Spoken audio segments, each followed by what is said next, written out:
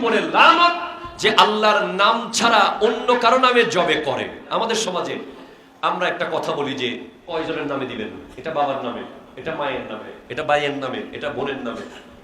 এটা নিয়ে অনেক বিভ্রান্তি আমাদের মধ্যে ছড়িয়ে যায়। মূলত বাবার নামে মানে বাবার পক্ষ থেকে, কথাটা কি বুঝতে পেরেছেন? ভাইয়ের নামে মানে ভাইয়ের পক্ষ থেকে, বোনের নামে বোনের পক্ষ থেকে, মায়ের নামে মায়ের পক্ষ থেকে। নাম আল্লাহ, কথা বলেন ঠিক কিনা? যত পশু জবে হবে সব পশু ছুরি চালানোর চয়ে বলা হবে আল্লাহু আকবার, আল্লাহু।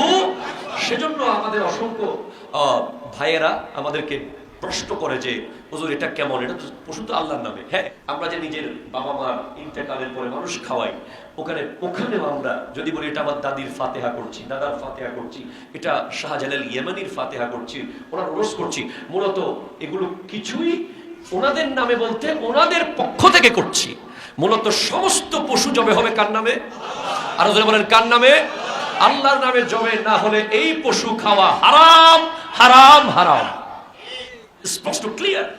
এজন্য আমরা অনেক সময় বিভিন্ন রেস্টুরেন্টে গিয়ে আমরা চিকেন বলেন, মাটন বলেন, বিফ বলেন খেতে খুব চিন্তা বোধ করি। কারণ আমরা যদি সন্দেহ থাকে যেটা জবে করার সময় যে জবে করেছিল সে কি আল্লাহর নাম নিছিল কিনা, কারণ হাজার হাজার জবে করতেছে, দুধ শুধু মারতেছে, সে আল্লাহু আকবার বলার সেই মনোযোগ মানসিকতা তার ছিল কিনা। সেজন্য অনেক মানুষ এগুলো সাবধানে থাকে, তারা ফিশকে বেছে নেয় এক্ষেত্রে। সেজন্য আপনি মনে রাখবেন যেখানে যান, বিশ্বে যেখানেই যান, এই ক্ষেত্রে যদি সন্দেহ হয়ে যায় আপনি ওই খাবার ত্যাগ করবেন।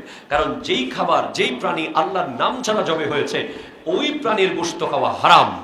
কথা ক্লিয়ার কিনা বলেন তো? হারাম।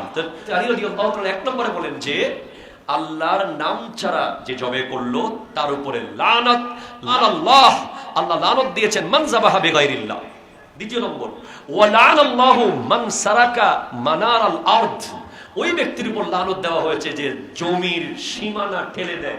সোশ্যাল মিডিয়ায় মাঝে মাঝে দেখি যে ফজরের নামাজের পরে আল্লাহ আল্লাহ জিকির করতেছে তসবিহ হাতে নিয়ে, আর এদিকে কোদাল দিয়ে কোবাই কোবাই নিজের ভাইয়ের জমি এক হাত ভিতরে ঠেলে দিচ্ছে, কয় আরেকটু কোপা, আরেকটু কোপা, আরেকটু কোপা। এই যে যারা জমির সীমানা ঠেলে দেয় তাদের উপর লানত দিয়েছেন কে? আরো জোরে বলেন না কে? জমির খুঁটি সামনের দিকে এনে দেয়, ভিতরে ঢুকিয়ে দেয়। এরপরে লানাল্লাহ মান লানা ওয়ালিদাহু, ওই ব্যক্তির উপর লানত যে তার বাবাকে অভিশাপ দেয়।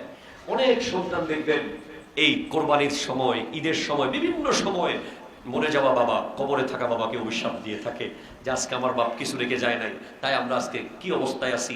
এমন তেমন না, যারা বাবাকে অভিশাপ দেবে, কোনো কারণে বাবাকে অভিশাপ দেবে, তাদের উপর লানত করেছেন কে?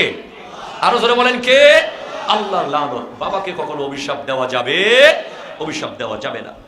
এরপরে 4, ও লানাল্লাহু মান আওয়া মুহদিসান, ওই ব্যক্তির উপরে লানত যে বদ মাযহাবকে আশ্রয় দান করে, বদ আকীদাকে, বদ কোন ধরনের বদ ওপিনিয়নকে, বদ আকীদাকে, বদ মাযহাবকে যারা আশ্রয় দেয় ওদের উপর লানত দিয়েছেন কে?